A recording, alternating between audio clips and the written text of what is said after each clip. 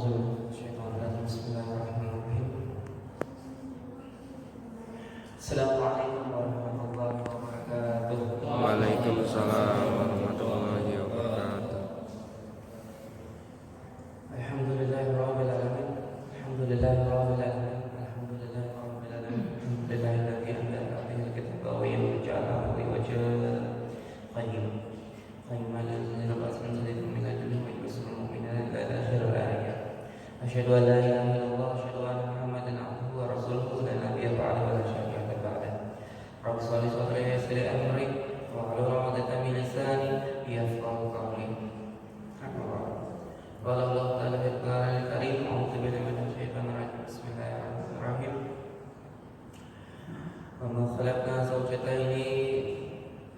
Wa ma khalaqna zawjataini la'allakum tadhakkarun. Sadaqallahul azim.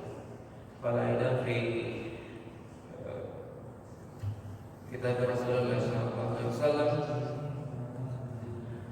inna Allah ta'ala yarfa'una bihadal kitab aqwaman. Alhamdulillahirabbil alamin. Segala puji bagi Allah Subhanahu wa taala, yang kemudian Allah Subhanahu wa taala dengan sifatnya Allah, dengan kemuliaannya Allah, salah satunya adalah Allah Al-Mughni, Allah yang maha luas, Allah yang maha memiliki keluasan, Allah Al-Wasi, Allah punya maha keluasan, dan keluasannya Allah berikan kemudahan bagi kita untuk senantiasa melapangkan dan menyibukkan diri kita dalam kelapangan kita untuk mencari agama Allah. Salah satunya untuk mensyukuri atas nikmat Islam, nikmat iman, dan nikmat sehat walafiat. Dan kemudian terwujudnya iman, Islam, dan ihsan,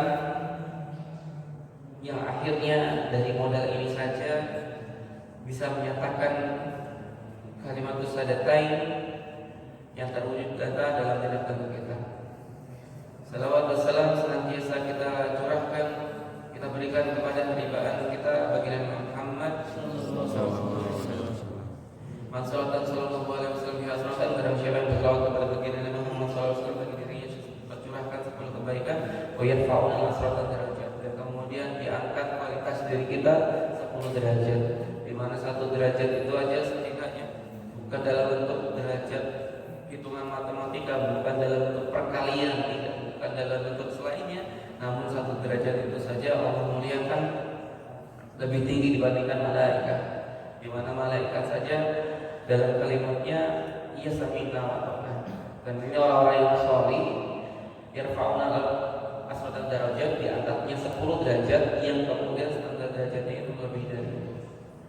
Dan juga kepada keluarganya, para sahabatnya, para tabi'in, para ulama saleh, para ulama khalaf, dan kemudian para guru-guru kita, para ustaz, para kiai, para ajilan, para tuan guru, para habaib, dan juga kemudian para penghulu umat, dan akhirnya sampai kepada pemuda, para insan yang kemudian dihadiahkan Allah Subhanahu wa taala husnul khatimah hingga yaumil qiyamah. Alhamdulillahirabbil alamin. Segala puji bagi Allah Subhanahu wa taala di bulan Rabiul Akhir ini, di mana banyak keajaiban dari Allah Subhanahu wa taala yang turunkan kepada baginda Muhammad sallallahu alaihi wasallam. Salah satunya keutamaan Al-Qur'anul Karim, yang kemudian Al-Qur'an Karim banyak yang turun dalam bentuk kalimat-kalimat ketakwaan, yang kemudian Al-Qur'anul Karim ini sendiri adalah menjadi pedoman hidup dikala kita lagi gundah gulana, yang kemudian salah satunya disampaikan oleh guru saya secara mutasil, kalau antum gundah gulana, buka Al-Qur'an yang antum suka, pas lagi kebuka lembarannya, itu jawabannya. Dan betul kiranya, oleh karena itu pantaslah jika kiranya kita muliakan Al-Quran dengan memiliki 3 ilmu yang terlebih dahulu. Karena seseorang yang beramal harus dimulakan dengan berilmu. Seseorang yang berilmu harus memiliki sebuah adab. Maka adalah adab menjadi hal yang paling utama dalam menjaga kita, dalam mewujudkan apa yang ada dalam Al-Quran sebagai kalamullah. Karena apa? Ini salah satu keutamaan yang kemudian dengan Al-Quran sendiri yang akan kemudian menjadi saksi. Pantaslah jamaah Miftahul Jannah masuk ke dalam Jannatul Naim. Kenapa? Karena aku dibacakan padanya dikala ia mengedepankan akidah pada diriku. Al-Quran sendiri berkata demikian kepada kita, maka pantaslah jika kiranya kita memuliakan Al-Quran di dunia. Dan salah satunya dari kutub sittah, baik dari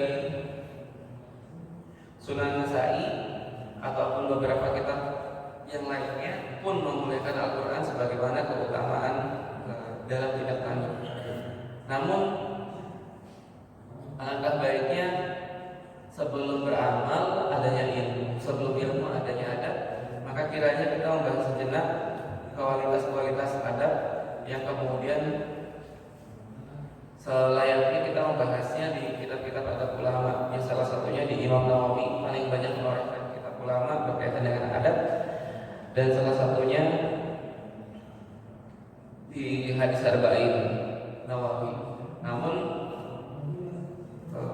sebagai penunjang hadis ke-23 memang harus ada faktanya, karena dulu disampaikan tentang 23 sampai 42 harus punya sandaran terhadap Al-Quran Karim dan adabnya. Maka secara adab saya secara pribadi bukan bermaksud untuk ini harus memberikan bridging, memberikan jembatan untuk masuk ke hadis-hadis berikutnya. Karena hadis-hadis 23 sampai 42 itu benar-benar terasa sekali jika tidak kita mendalami Al-Quran Karim di awal sebagai jembatan penghubung dari maksud syariat, yaitu Al-Quran, hadis, ijma' sahabat, dan qiyas. Dari 4 pilar ini Islam akan kokoh, kita akan terjaga dari segala bentuk mara bahaya. Dan oleh karena itu karena sejenak untuk sebelum masuk ke dalam Arba'in Nawawi mengenal tentang bridging ataupun jembatan mengenai adab Al-Quran Al-Karim, yang kemudian saya mendapatkannya dari guru saya di kala Ramadan tiba, yang kemudian disampaikan secara mutasil kepada para santri-santrinya berkaitan dengan At-Tibyan fi Hamil Al-Quran Syekh Al-Imam At-Zakaria Yahya bin Syafrafi An-Nawawi, di mana beliau kalau bisa Imam Nawawi itu Arba'in Nawawi didampingi dengan kitab-kitab penunjang lainnya, baik yang dibacakan oleh di masjid kita di kala maghrib hari, isya ataupun subuh, yaitu Riyadhus Shalihin. Dan ada kalanya juga didampingi dengan kitab-kitab yang lainnya. Dan salah satunya adalah At-Tibyan fi Hamil Al-Quran, yang di dalamnya buat modal kita saling menopang kitab tersebut agar adat kita semakin terjaga, akhlak kita semakin terwujud.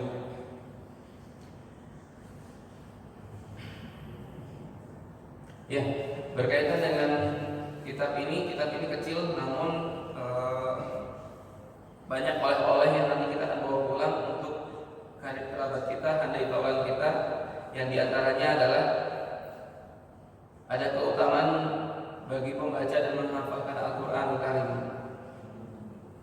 Saya sudah tua, sudah tidak pantas untuk hafal Al-Quran, buru-buru hafalin Al-Quran. Untuk hafalin surat-surat pendek aja tidak bisa, tidak usah khawatir. Imam Nawawi telah memprediksi dan kemudian beliau mencari keilmuan yang bersandar kepada guru-guru sampai kepada baginda Muhammad SAW, dan akhirnya temukan konfigurasi, kodifikasi yang kemudian bagaimana caranya di usia kita yang sudah matang ini masih bisa menambahkan kualitas hafalan kita. Yang kedua, bagaimana jika kiranya saya menghafal Al-Quran sedangkan sendiri saya masih terbata-bata.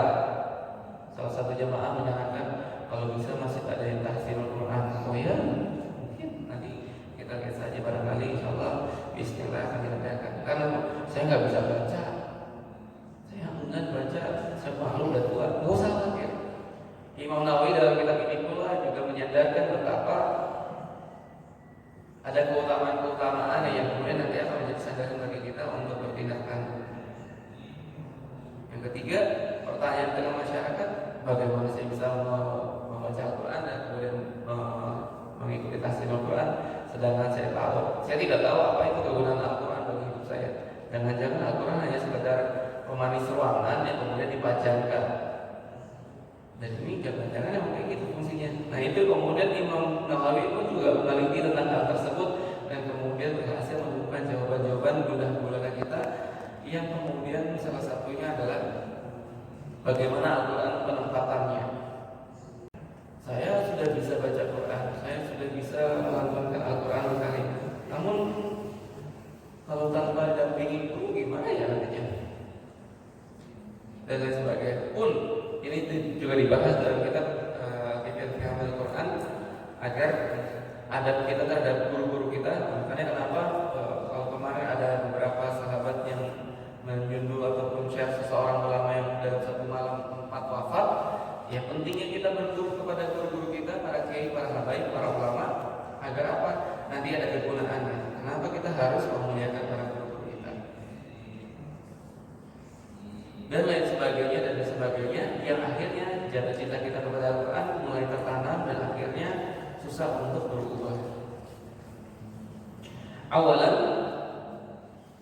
dalam kitab ini penunjangnya dari semangatnya dari hadis riwayat baginda Nabi Muhammad SAW dalam bentuk takdimnya, dalam bentuk awalannya.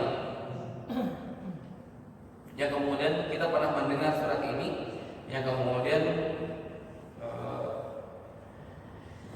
Rasulullah SAW telah mengungkapkan kalam Allah dalam bentuk surat Al-Maidah ayat ketiga.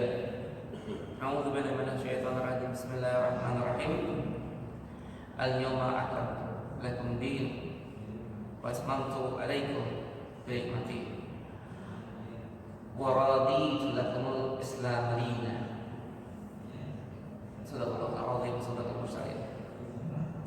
Dan hari ini telah ku sempurnakan atas kalian, lakum bagi kalian, din kalian, agama kalian, wa atmamtu, dan kemudian dikokohkan, ditamkan, dijaga alaikum binikmatihi, dengan kenikmatan raditu, dan kemudian Allah meridhokan lakum bagi diri kalian Islam Madinah, Islam sebagai agama kalian, di mana kalimat kamil sempurna ini, maka perkara real dan non real itu bisa dijawab oleh Islam. Fakta zahir ataupun batin bisa dijawab oleh Islam. Faktor dari bangun sampai tidur bisa dijawab oleh Islam. Karena apa? Akmaltu, kalimatnya aku telah kamil, menyempurnakan dan secara menyeluruh, sempurna, tanpa ada cacat sedikit pun, lakum bagi kalian. Din ini yang ditujukan untuk kita. Maka Islam itu adalah agama din yang kemudian ditujukan buat kita. Dalam bahasa hadis Rabbana Nawawi, ihfadillah yahfidka, jagalah Allah maka Allah akan jaga diri kita. Sama kalimat ini adalah din ini tujuannya untuk kita. Agama ini buat kita, bukan buat Allah. Allah tidak. Kalau kita nggak mau nyembah Allah juga nggak apa-apa. Tapi kita yang butuh kepada Allah, bukan Allah yang butuh kepada kita. Karena di sini bahasanya adalah dinakum, buat din kalian, agama kalian. Dan kalimat kata suruh, perintah di sini juga banyak. Bedanya pas bagian itu waraditu lakumul Islam Madinah, dan telah kuridhokan, Allah telah ridho bagi kalian Islam Madinah, yang menjadikan Islam sebagai din kita sekalian. Akhirnya tidak pantas kembali terus kemudian kita mensangsikan Islam sebagai suatu ajaran hidup, the way of life, the solution. Tapi malah justru menjadikan Islam itu menjadikan tadi setiap jawaban dari gundah-gulana kita. Dan ini dibuka dalam bentuk takdim kitab At-Tibyan fi Hamil Quran. Dan oleh karena itu, pertama kali kalau misalnya seseorang jatuh cinta, misalnya kita teringat saat kita bernostalgia kepada istri kita dahulu, pertama kali kita lihat adalah kerampunannya, kecantikannya, ataupun adatnya yang begitu luar biasa. Maka sama, kalau Al-Quran Karim, kalau belum pernah terbayangkan seperti apa sih Al-Quran Karim dan nikmatnya seperti apa, mungkin kalanya kita sering silaturahmi kepada teman-teman kita yang baru masuk Islam, para mualaf. Misalnya datang ke mualaf center Indonesia, di sana sampai bisa keluarkan air mata. Kok bisa ya orang bisa jatuh cinta pada Islam dan mengeluarkan air mata, sedangkan kita sudah Islam kok nggak pernah nangis ya? Nah ini mungkin kali-kali kita silaturahmi kepada sahabat Muslim yang baru jatuh cinta pada Islam. Situ nanti kita akan merasakan betapa ya beliau aja yang baru masuk Islam aja bisa mengeluarkan air mata, butiran air mata. Masa iya kita tidak bisa? Nah itu nanti dihadirkan lagi. Sama Al-Quran kalian butuh dicintai dengan cara apa? Kita lihat keagungan Al-Quran kalian. Maka diawali dalam salah satu surat tadi, ya kemudian Islam sebagai agama yang telah sempurna, maka tidak ada keraguan lagi.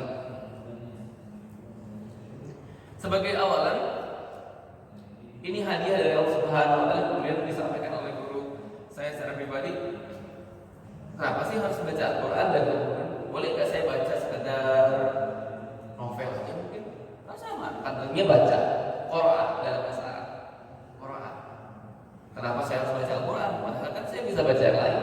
Saya bisa baca buku mungkin.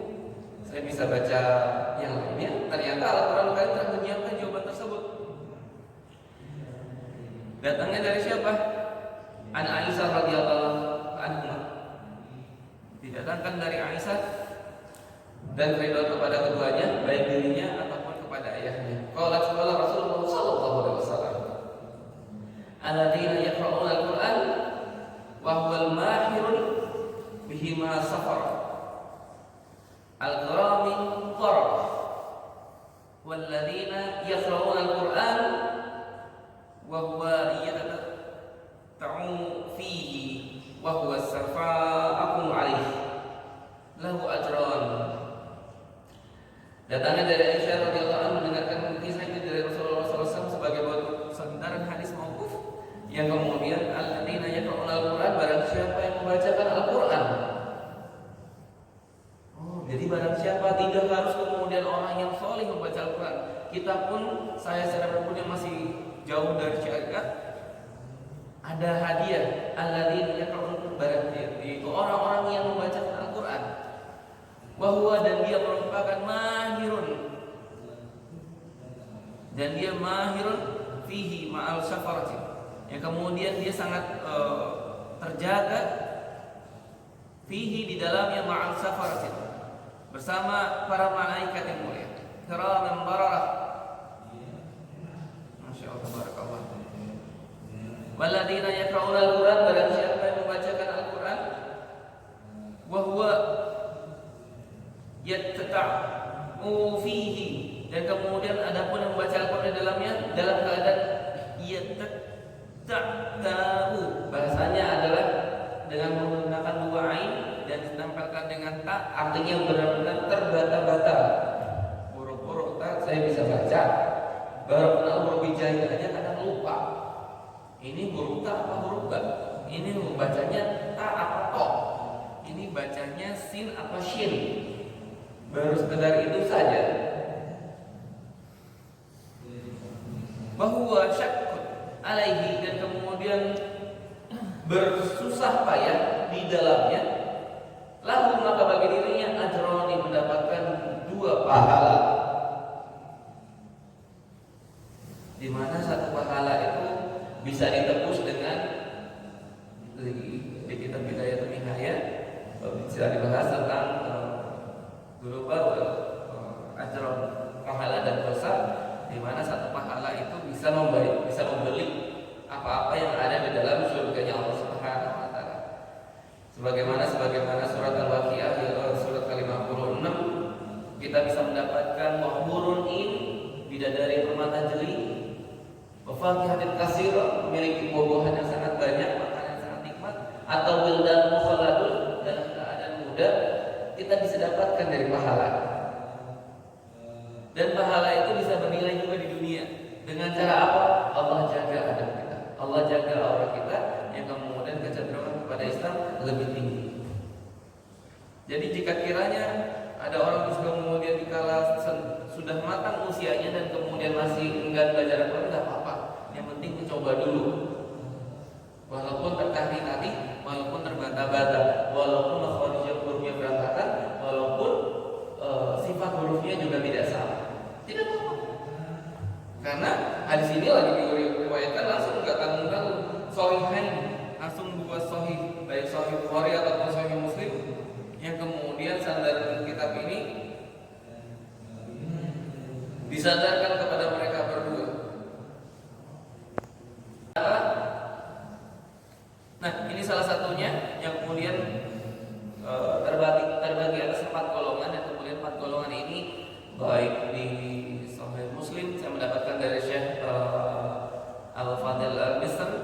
yaitu ulama Mesir yang kemudian seorang menghadiahkan Al-Ba'un Al-Quran Al-Karim, yaitu 40 hadis dari Al-Quran Al-Karim yang kemudian di dalamnya memiliki keutamaan yang disadarkan langsung kepada Rasulullah SAW. Yang pertama tentu hadiah bagi kita bisa kita wujudkan masalul mu'minin alladzina yaqra'una al-Qur'an. Permisalan seorang mukmin di dalam membaca Al-Qur'an masalul uturjah, seperti laksananya buah uturjah. Rayuha thayyib atau muha thayyib. Buah ini adalah buah yang kemudian dari sisi tampilan luarnya begitu indah dan rasanya begitu menawar. Uturjah. Atau yang kedua, masalul mu'minin alladzina yaqra'una al-Qur'an, permisalan seorang mukmin yang tidak membaca Al-Qur'an. Kalau tadi nomor 1 yang membaca Al-Qur'an, kalau sekarang mukmin yang tidak baca Al-Qur'an, masalul tamr, seperti halnya kurma. Apa itu kurma? La yanifu laha wa ta'muha khulu, yang tampilannya tidak begitu menarik, menawan, tapi rasanya begitu indah, rasanya begitu nyaman, rasanya begitu enak. Kalau tadi uturja adalah melihatnya saja sudah enak, dimakannya enak. Terwujudkan bagi mukmin banyak Al-Quran yang membaca Al-Quran. Kalau yang nomor 2 seperti halnya tamar kurma, yaitu seorang mukmin yang tidak membaca Al-Quran. Itu seperti halnya kurma, tampilannya tidak menarik tapi dalamnya menarik. Bayangin, kita belum ngapa-ngapain, ya Allah saya belum bisa baca Quran. Paling kalau dipaksa, saya tahunya dari pendengar dari guru-guru kita pas lagi sholat. Tahunya guru-guru kita pas baca surat Al-Fatihah yang dilakukan misalnya seperti tadi kita laksanakan dari guru kita Ustaz Andi membaca surat Al-Fatihah, saya ngertinya bacanya kayak gitu. Saya nggak ngerti kayak gimana bacanya, tapi antum telah bisa jadi seperti halnya at-tamrun tadi, kurma, yang dimana tampilan luarnya biasa tapi dalamnya menawar hati.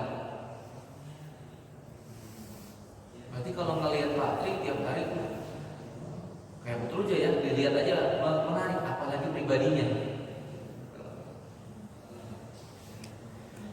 Yang ketiga, masalul munafiq, masalul munafiq alladhi yaqra'una al-Qur'an masalul raihana.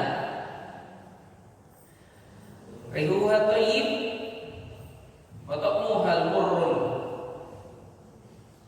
Dan orang yang ketiga adalah orang munafik. Ini dalam penjelasannya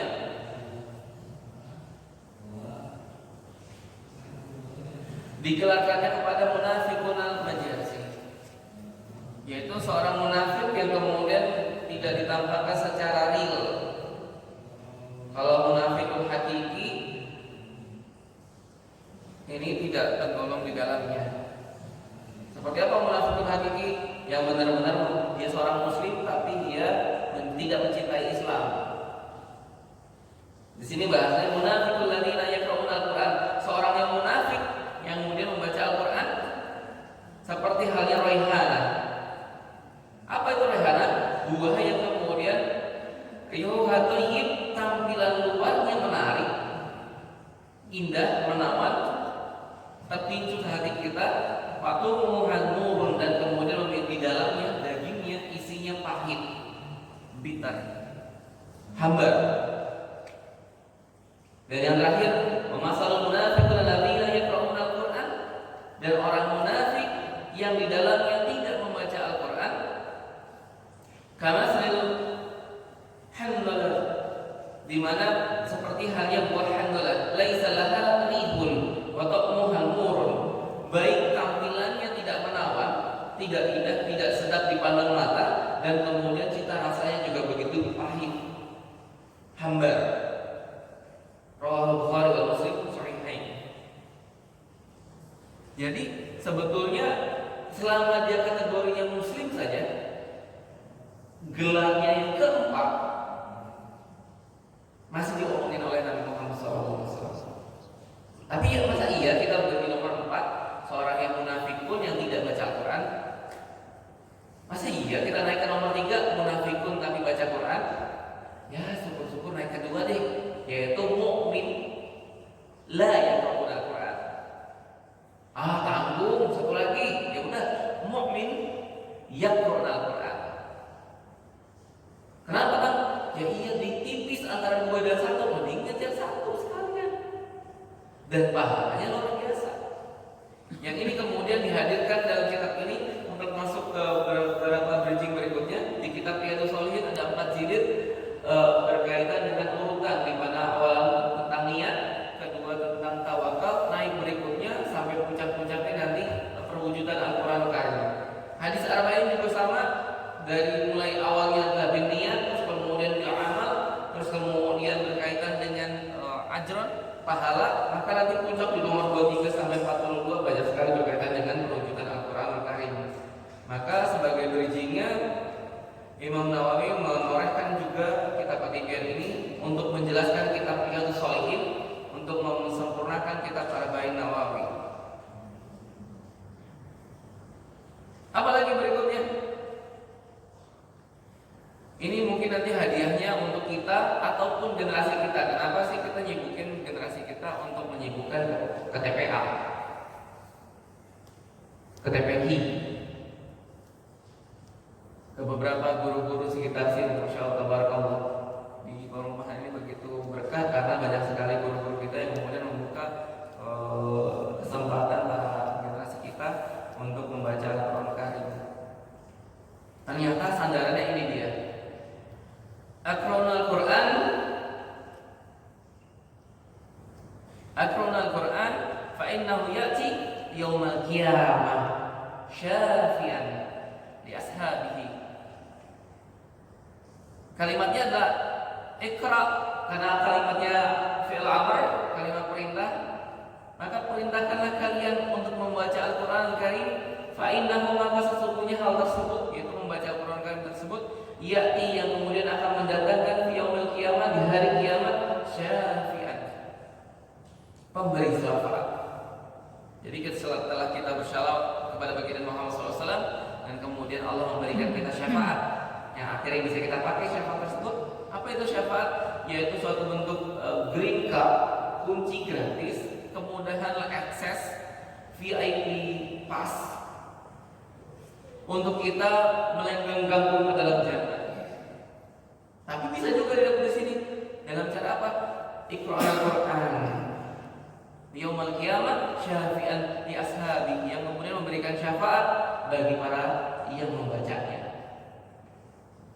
Kan saya bisanya alih kelas, nggak apa-apa, baca aja terus.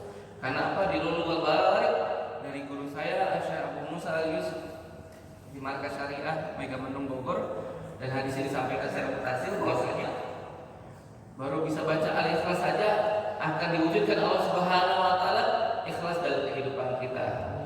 Masya Allah, baru al-ikhlas doang. Kalau kan saya bisanya al-ikhlas, al-falaq, an-nas, enggak apa-apa. Al-falaq, aksarul qiraatul falaq, barang siapa baca Al-Qur'an Karim surat Al-Falaq, fa aksirur rizq, Allah akan memperbanyak rezekinya. Masya Allah. Ternyata baru sadar ya, ternyata itu Masya Allah. Itu ada di kitab Lulul Barik. Atau saya bisa cuma Al-Quran surat An-Nas, tidak masalah. Karena dikatakan bahwasanya makana aktsar qiraatil surat An-Nas, barang siapa membaca surat An-Nas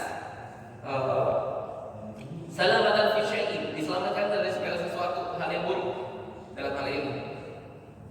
Jika berbanyak, Masya Allah.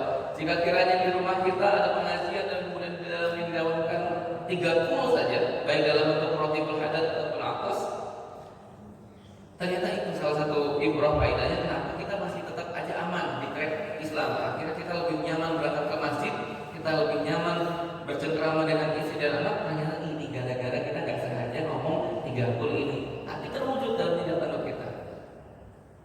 Maka betul ini baru baca apa? Tadi kita menseriusi syariat Islam dalam bentuk Al-Quran Al-Karim, baru baca, maka kita dapat syafaat di dalamnya.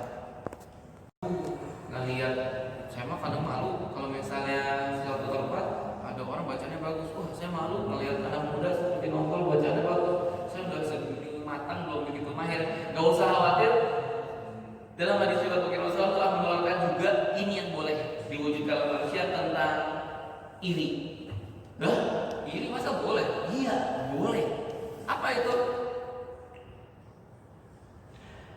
La hasada, dan janganlah kalian iri, illa fi isnaini, kecuali dua perkara ini.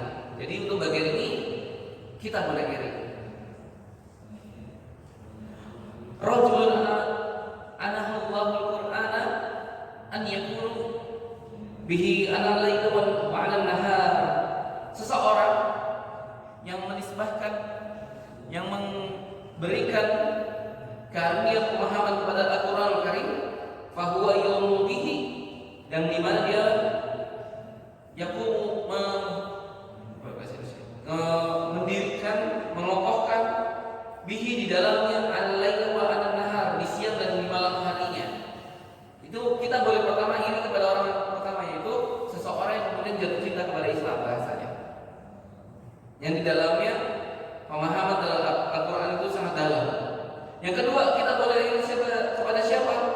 Rajulun ata Allahu malan, seseorang yang kemudian dinisbahkan kepada Allah Subhanahu wa taala, disandarkan kepada Allah Subhanahu wa taala dari sisi apa? Mal, harta-harta mereka. Fahuwa yunfiquhu, yang kemudian dia menafkahkan harta-harta yang tersebut ana ulaili wa ana nahar, di siang dan di malam harinya, di malam dan di siang harinya, alias 24 jamnya. Maka untuk bagian ini kita boleh iri. Di dua segmen golongan ini kita boleh iri. Dan ini yang diperkenankan. Maka selainnya tidak diperkenankan. Rawahul Bukhari wa Muslim. Sehingga bisa kita rasakan betapa Allah Subhanahu wa taala dalam perang Badar saja Nabi Muhammad SAW, seseorang yang ditahan terus kemudian bisa mengajarkan membaca kepada 10 muslim, maka dilepaskanlah dia sebagai seorang tawanan, dilepas. Terus kemudian hadirnya Al-Qur'anul Karim pun diawali dengan Iqra, kalimat Iqra, bacalah, bukan sekedar qara'a, bukan sekedar yaqra'u, tapi Iqra, bacalah. Ini ada esensialnya adalah mengajarkan kita untuk senantiasa boleh berbalapan fastabiqul khairat, sebagaimana yang tertorehkan di mimbar Masjid Miftahul Jannah, yang dipahatkan begitu keras, mungkin ada substansinya, fastabiqul khairat, berlomba-lomba dalam kebaikan. Di bagian bawah fastabiqul khairat. Jadi kalau misal kemudian ada orang yang kemudian suka terhadap Al-Quran dan kemudian malah kita bencinya, hati-hati. Jadi kalau ada orang kata, "Oh, kamu bisa coba baca Yasin, Al-Quran Karim." Iya, itu baca bisa, tapi tidak memiliki adab. Karena ada satu orang artis yang dikatakan, "Kamu bisa baca Yasin, bisa, baca Quran bisa, Al-Quran Karim." Gak boleh begitu, itu gak punya adab. Karena adabnya adalah kalau bisa ta'awuz terlebih dahulu dan kemudian menghadirkan Allah Subhanahu wa taala dalam bentuk basmalah. Dan itu lebih mulia. Bacanya dalam keadaan menggunakan tank top lagi. Nauzubillah. Maka bisa jadi dia seorang munafik yang yaqra'un Al-Quran, dia seorang munafik yang kemudian membaca Al-Quran.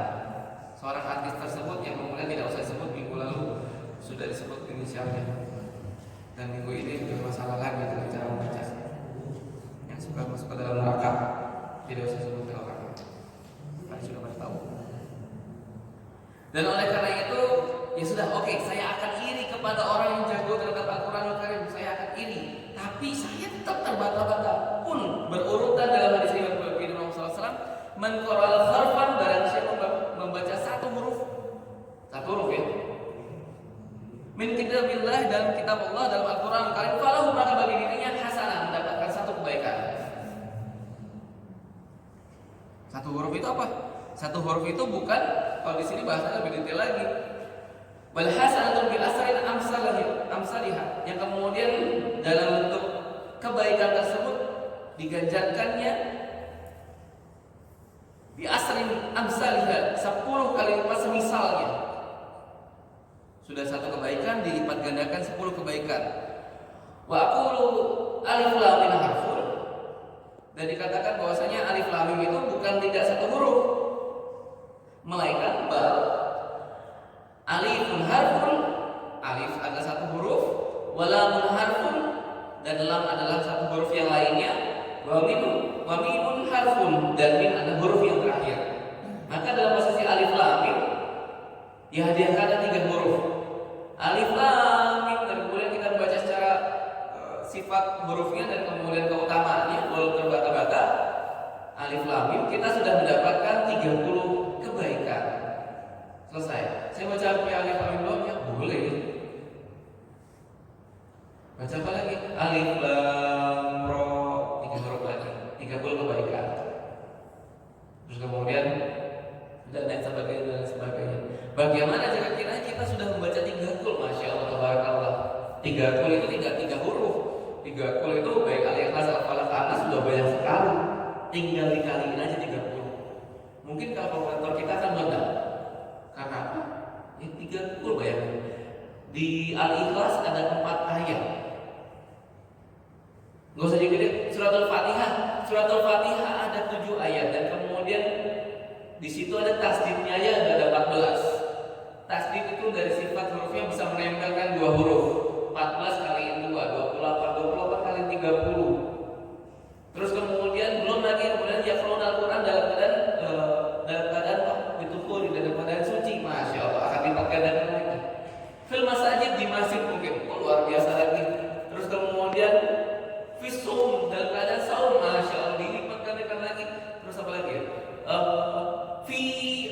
Di akhir dari membuka puasa dikalikan lagi, masya Allah. Padahal cuma baca al-ikhlas doang bahasanya, kalau misalnya atau baca suratul Fatihah doang bahasanya. Tapi di situ telah diganjarkan dalam hadis riwayat Abu Isa yang kemudian disandarkan kepada hadis riwayat Sahih ini dari Sunan Tirmizi, Kutubus Sittah.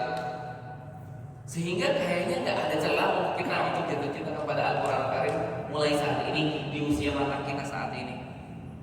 Nggak mungkin. Tinggal bagaimana kita cari why-nya, strong why-nya kita bangun. Kenapa sih saya harus mulai baca Al-Quran?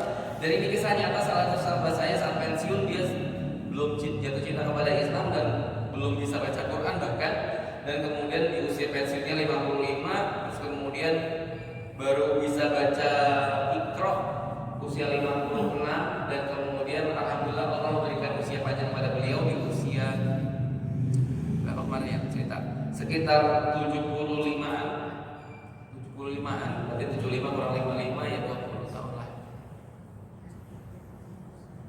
Hafiz Quran 30 juz 55, masya Allah. Kalau kata orang mendingan didik anak, kalau anak itu seperti menuliskan di kertas kosong mudah sekali. Terus kemudian daripada kita seperti halnya menulis di atas air. Iya, itu istilah kadang-kala betul juga, tapi tergantung. Itu kalau tidak menghadirkan Allah di dalam. Kalau kita menghadirkan Allah di dalam, insya Allah akan luar biasa terwujud dari perwujudan ini. Dan oleh karena itu berarti kesimpulannya kita bisa di sekarang ini, di usia mata kita saat ini. Nggak ada yang nggak mungkin bagi Allah. Tinggal bagaimana tadi cita rasa itu kita hadirkan, strongnya biar tidak kendor. Karena curang si setan itu, curang yang kita ampun, jahat yang kita ampun setan. Kita lagi senang-senang baca Quran, tiba-tiba muak. Makanya dari sisi adab ada mufrad, salah satu adab memang harus betul-betul sekuat-kuatnya. Karena apa? Setan yang di dalam tubuh mungkin nggak kuat keluar dan akhirnya minta bantuan yang lain untuk masuk ke dalam tubuh dengan cara apa? Makanan yang haram kita tidak makan, minuman yang haram kita tidak makan, karena setan akan masuk melalui pembuluh darah kalau dari makanan yang haram. Ya sudah, dia masuk dengan cara apa? Dengan cara menguap. Masuklah semua keburukan-keburukan dalam tubuh. Makanya solusinya dalam bentuk adabnya gimana? Kita lihat seseorang yang lagi sholat, seseorang yang kemudian jatuh cinta kepada Allah, baik baca Quran, lagi sedekah, lagi kemudian dari umroh dan sebagainya, pasti di setan kurangnya minta ampun, dia akan maksa kita untuk muap. Maka solusinya kita tutup. Sebaik-baiknya tutup adalah memungkungkan tangan dan saat tutup serapat-rapat kalau kita bisa tahan. Dan jangan sampai mengatakan kalau udah mengatakan menang.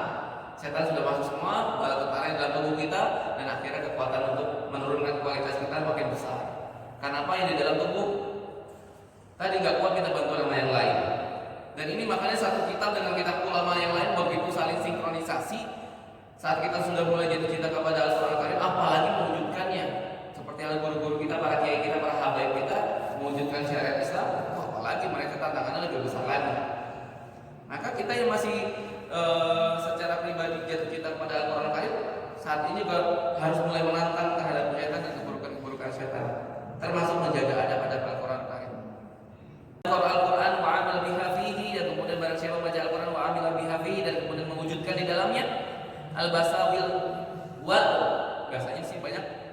Al-Basal, dan Allah sendiri yang akan mengenakan, Allah sendiri yang akan memasangkan, Allah sendiri yang akan mengenakan walidahu tahajul fi yaumil qiyamah, kepada kedua orang tua kita tahajul mahkota kemuliaan, baju kemegahan fi yaumil qiyamah, di hari kiamat.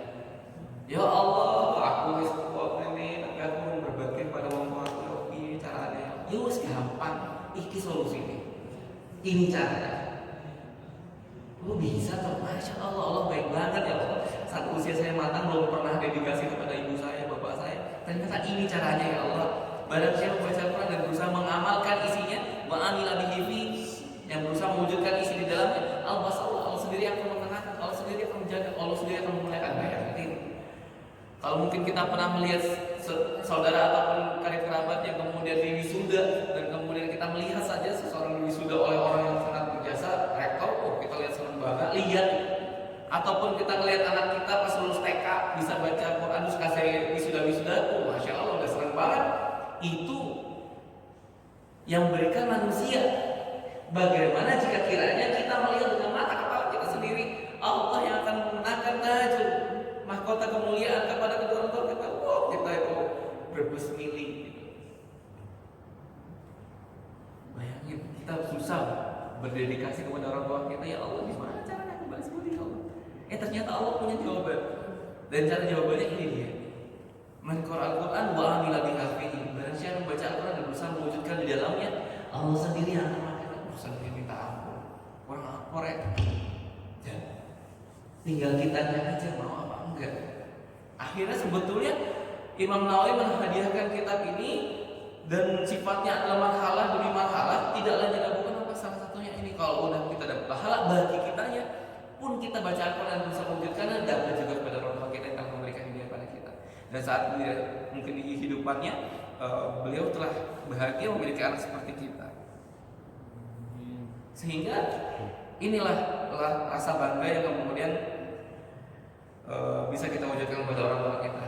Mungkin ini sebagai stimulus saja, sebagai pertanyaan dasar, di mana kitab ini dihadiahkan dari Imam Nawawi sekitar 6 bab, dan kemudian strong why-nya dihadirkan di awal.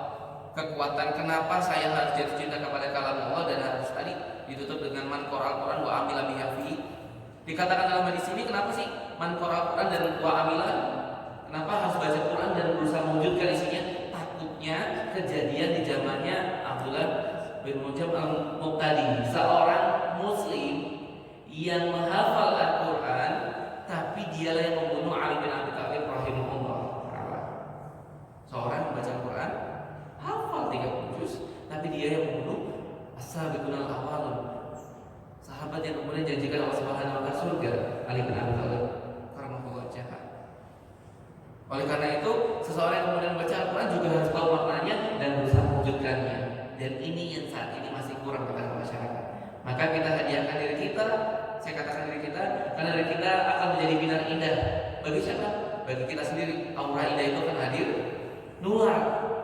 Aura baik itu nular kepada istri kita. Istri kita pasti ketularan. Kenapa? Di surat An-Nur ayat 26 sesungguhnya dikatakan dari ini Al-Quran kalian sendiri ngomong, rijal sholih, laki-laki sholih akan berjodoh dengan wanita sholih.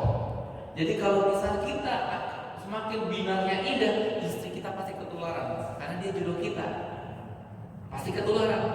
Kalau misalnya nggak ketularan, biasanya kita akan salah satu diwafatkan Allah Subhanahu wa taala. Kita akan diwafatkan salah satunya. Karena Al-Quran mengatakan demikian, rijal sholih kami sendiri tahu sholih, laki-laki sholih akan berjodoh dengan wanita yang sholih. Jadi kalau misalnya binar kita indah, pasti akan keluar ke istri kita, pasti keluar. Karena menunjukkan surat An-Nur ayat 26 ini. Tapi kalau misalnya pasangan kita tidak tertular, maka salah satu ada yang wafat. Entah bagaimana caranya Allah Maha berkehendak. Setelah menular ini pasti keluar kepada anak kita, nggak mungkin enggak. Karena apa? Binar indah tadi dikatakan bahwasanya akan tampil dari uturjah, baru lihat tampilan luarnya itu menawar, apalagi dalamnya. Seseorang anak tiap hari lihat bapaknya baca Quran, lihat dari mewujudkan Al-Quran, pasti binar indah ini luar mata.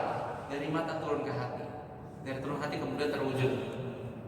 Dan inilah kenapa Al-Imamul Junnah, pemimpin adalah perisai. Dan kita adalah pemimpin dari keluarga kecil kita, nahkoda kita, dari perahu kita. Semoga kiranya dengan semangat membaca Al-Quran dan berusaha mewujudkan isi-isinya sebagaimana guru-guru kita, para kiai kita, para habaib kita, beliau telah membaca, bukan hanya sekadar membaca, beliau telah mewujudkan Al-Quran Al-Karim. Maka tugas kita adalah bersemangat di dalamnya. Fastabiqul khairat, sebagaimana yang dipahatkan di mimbar mulia ini, di Masjid Miftahul Jannah. Jangan jadikan pahatan yang begitu indah ini hanya sekedar slogan, semboyan, moto saja, tapi jadikan sanubari kita terhujam di dalamnya. Wallahu a'lam bishawab. Sisanya dalam bentuk tanya jawab. Mohon maaf atas waktu yang diberikan. Assalamualaikum warahmatullahi wabarakatuh. Waalaikumsalam. Baik, sekiranya yang kurang jelas atau pengen ada pertanyaan lain yang mungkin di luar tema, dipersilakan. Masih ada waktu 7 menit sebelum saya akhiri 60 menit waktu talim. Monggo, silakan, ada yang mau bertanya? Nova mau tanya, Nova? Dari tadi kayaknya serius banget kayaknya. Tuh, monggo Pak. Silakan. Assalamualaikum warahmatullahi wabarakatuh. Waalaikumsalam warahmatullahi wabarakatuh. Saya Ustaz, untuk dalam kita kalau kita membaca dan mengamalkan kan memberikan nafkah kepada orang tua ya.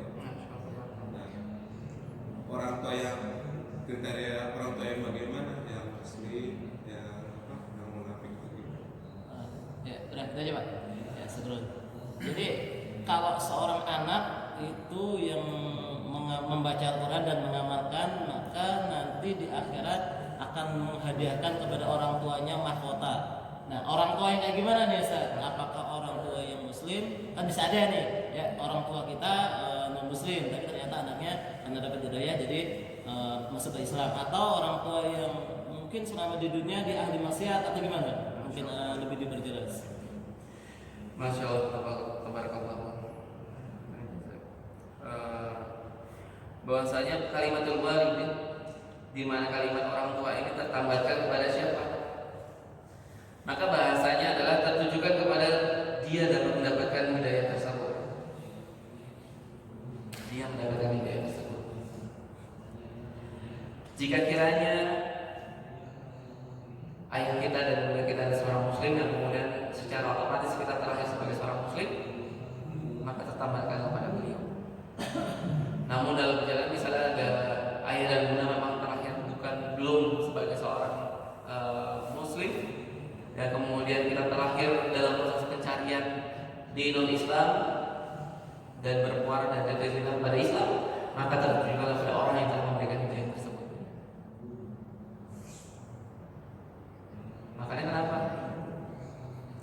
Mendada ala khairin falahu ajrun kamislihi. Barang siapa yang kemudian tertuju akan suatu hidayah, yaitu ad-din, Islam, al-khair, falahu, maka bagi dirinya ajrun, pahala kamislihi, seperti semisalnya orang tersebut yang telah tertuju hidayah. Maka ditujukan dalam hal ini walidah kepada siapa? Kepada beliau-beliau. Dan beberapa penjelasan dari guru, bagaimana jika kiranya seorang orang tua yang sudah muslim tapi beliau belum bisa membaca Al-Quran Al-Karim ataupun memberikan kemuliaan, tapi beliau memiliki wasilah apa? Beliau memberikan dananya, harta-hartanya untuk memberikan kesempatan anak-anaknya memondokkan kepada misalnya kepondokan habaib atau kepondokan para ulama, pondok masyayikh, yang kemudian pahala tersebut kepada ibu bapaknya. Mendatangkan anaknya, ayo nak ke TP, ayo nak ke TPG karena bapak dan ibu minta diajarin sama kamu aja nak. Bapak sama ibu malu kalau bisa belajar sama yang lain misalnya. Walaupun tadi kita harus menanggalkan rasa malu. Dan ini tujukan kepada siapa? Walidah yang mengambil hidayah, yang telah menyampaikan hidayah kepada kita. Termasuk betapa esensialnya Islam dalam bentuk Al-Quran terasa di hati. Nah ini yang kemudian kita berusaha wujudkan dalam timbal baliknya kepada orang yang telah memberikan hidayah tersebut. Maka jika kiranya seseorang yang kita kategorikan gelarnya orang tua tapi beliau belum jatuh cinta pada Islam alias keluar dari Islam, misalnya belum masuk Islam, tidak sampai kepada mereka, maka akan terasa sekali sedihnya ini seperti halnya kita melihat Rasulullah SAW. Lihat orang beliau yang telah berdedikasi besar bagi Islam, tapi di penghujung hayatnya belum jatuh cinta kepada Islam. Belum, saya katakan belum, Mungkin bahasanya saya pernah mengutarakan di majelis yang lain. Dia datang ke suatu sekolah, dia kemudian belajar, kemudian dia ikut ujian, dia ikut segala halnya, tapi dia tidak dapat ijazah. Apa masalahnya? Dia tidak daftar sekolah tersebut. Sesimpel itu, cuma sekedar daftar. Makanya kenapa? La ilaha illallah Muhammadur Rasulullah yadkhulul jannah. Dengan mengatakan la ilaha illallah yadkhulul jannah, masuk ke jannah. Yang ini kemudian sama tadi contoh logikanya kan, kita belajar, kita ujian, tapi kita pakai seragam, kita masuk ke sekolah SMA, tapi satu, kok kita nggak ada ijazah? Pasti ditanya, lu nggak daftar, masalahnya, lu penduduk gelap datang, duduk, ya udah gue diemin aja. Guru dengkul, ya udah mungkin dia belajar tuh, tapi pas dapet ijazah nggak dapet. Kenapa? Satu hal sepele, nggak daftar, itu doang. Makanya kenapa kalimat syahadatain wajib kita dawamkan. Dalam kitab Sifah Hubungan Mustafa, Khalid bin Iyad mengatakan bahwasanya kalimat la ilaha illallah Rasulullah itu ada sebagai asyifa, penyakit. Makanya kalau seorang yang lagi sakit khawatir beliau tidak ada umur lagi, satu sisi sebagai talqin, satu sisi lagi juga bisa dihadiahkan sebagai bentuk asyifa, barangkali sembuh atas izin Allah. Sehingga kalau misalnya kita menjumpai orang di luar sana berjatuh cinta pada Islam, kita harus rakus di bagian ini. Kita ajak umat Islam sebanyak mungkin, karena 7,8 miliar masih banyak belum jatuh cinta pada Islam. Yang baru jatuh cinta pada Islam baru 1,6, itu pun belum yang sifatnya mukmin. Di situ masih mixing antara munafik sama mukmin. Maka solusinya gimana? Ya kita hadirkan orang mukmin mungkin banyak dari 7,8 miliar manusia di dunia ini. Wallahu a'lam. Sehingga hadiah itu gimana dong? Misal kita dapat hidayah itu akan ditujukan kepada orang yang telah memberikan hidayah pada kita. Misalnya ayah dan bunda kita berbeda kita kepada Islam, masih keluar dari Islam. Itu solusinya. Wallahu a'lam. Ya, Pak, bisa dipahami Pak? Ya, terima kasih. Ada yang lain? Monggo. Ya udah 60 menit ya sudah kita waktu yang saya janjikan untuk taklim.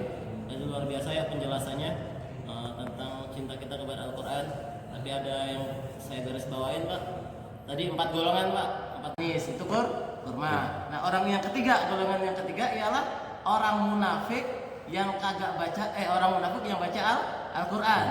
Diibaratkan sebuah buah yang tampilannya bagus, menarik, tapi rasanya pahit. Nah, yang lebih celaka lagi ialah orang munafik yang kagak baca Al-Qur'an. Tampilannya jelek, apalagi rasanya mudah-mudahan kita minimalnya nih bisa masuk yang kedua, syukur yang pertama ya. Dan penting Pak, baca Al-Qur'an itu penting, dan sewajib-wajibnya yang minimalnya kita wajib adalah membaca Al-Qur'an itu adalah Al-Fatihah. Kenapa? Karena syarat sahnya sholat adalah membaca Al-Fatihah dengan baik dan benar. Kalau baca Al-Fatihah kagak benar, itu kagak sah sholatnya ya.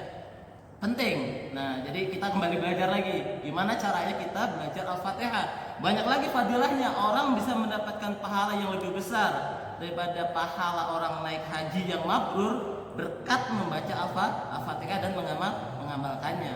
Ya, nih kita baca nih sedikit, kita belajar ya. Yang sudah sering saya sampaikan juga, kita membaca Al-Fatihah dengan baik dan benar. Misalkan Alhamdulillahirabbil alamin. Ya, di situ ain ya, ain. Tapi kita baca alamin. Ini udah ranahnya udah masuk ke dalam arti. Ya. Kalau kita membaca Al-Fatihah dengan Rabbil alamin, al-amin artinya jujur, alamin adalah seluruh sekalian alam. Kalau al-alamin adalah sumber penyakit. Alhamdulillahirabbil alamin, dengan menyebut nama Allah sebagai sumber penyakit. Kalau kita bacanya alamin. Yang kedua, misalkan iya tadi ngomongin tasjid ya. Di Al-Fatihah ada berapa tasjid Pak? Berapa? Alhamdulillah ada yang ini mau syukur. Alhamdulillah kan. Di atas iyyaka na'budu wa iyyaka nasta'in, di atas ya ada tasjid. Kalau kita membacanya digigit, ditahan iyyaka na'budu wa iyyaka nasta'in. Kepadamu ya Allah aku menyembah, dan kepadamu juga ya Allah aku memohon pertolongan. Tapi kalau tasjidnya nggak dibaca, iyyaka na'budu wa iyyaka nasta'in. Kepadamu matahari aku menyembah, dan kepadamu matahari aku mohon pertolongan. Jadi setiap hari kita jungkir balik sholat, kalau Fatihahnya kagak bener berarti kita telah menyekutukan Allah dengan zat yang lain. Matahari. Ihdinas siratal mustaqim. Kalau kita bacanya ihdinas pakai sin kecil, itu berasal dari kata surtiun, artinya kepiting. Tapi kalau kita baca ihdinas pakai sin gede, itu berasal dari kata syaratun, artinya polisi. Ya, ihdinas siratal mustaqim, ya Allah tunjuki aku jalan yang lurus. Ya, artinya apa kalau kita baca tadi yang sin kecil misalkan, ya Allah tunjuki aku ke kepiting. Atau kita baca ihdinas sin gede, ya Allah tunjuki aku pada Pak polisi.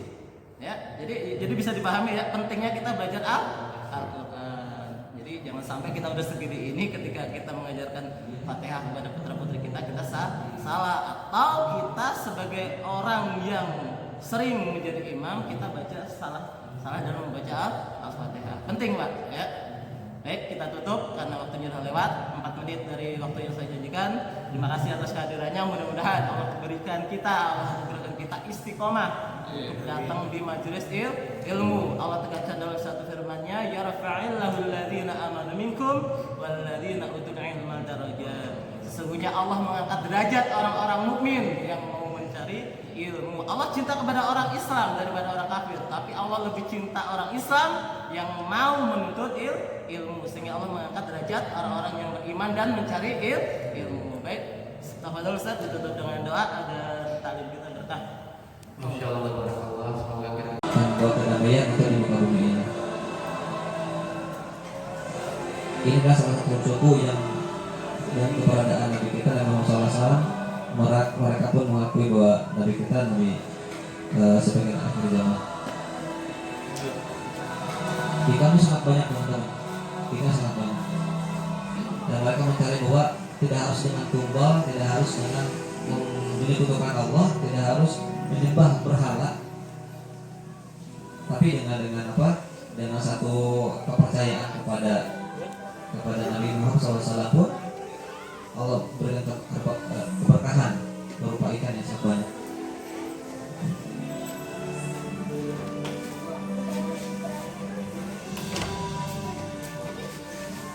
Dan disinilah pendeta yang mau membunuh Nabi Muhammad SAW pun mulai tersadar betul ada keajaiban yang sangat luar biasa di Nabi kita Nabi Muhammad SAW. Nah, ini adalah Ismail yang awalnya itu dia pendeta yang akan membunuh Nabi Muhammad SAW. Dia betul-betul melihat langsung bagaimana keajaiban daripada Nabi Muhammad SAW. Dan ini yang ditontonkan sangat luar biasa ya.